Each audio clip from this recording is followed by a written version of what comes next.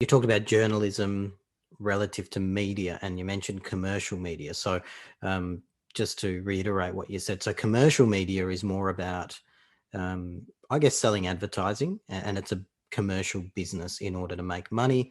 And I think you're saying that the media makes money through selling advertisements to the public, and you said getting eyeballs onto those advertisements.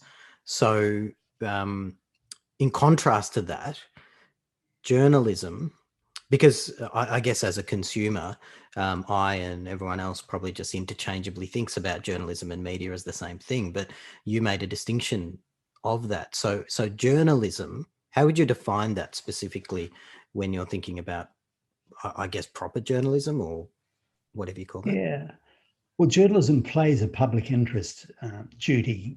Like it's not just like a good independent financial advisor is working for their client, not for a fund manager selling products. A good independent journalist who's someone who's looking out for the public interest, irrespective of the commercial pressures that their proprietor puts them under. A good journalist will say, I want to get at the truth, and I want to get the truth for the public.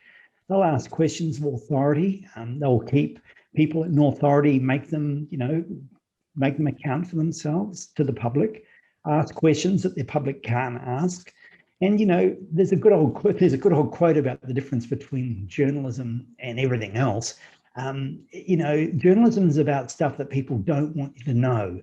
It's about finding out stuff that is in the public interest, and everything else is really advertising or public relations. And that's still true. The problem is traditional media used to be able to subsidize independent journalism, and now it can't.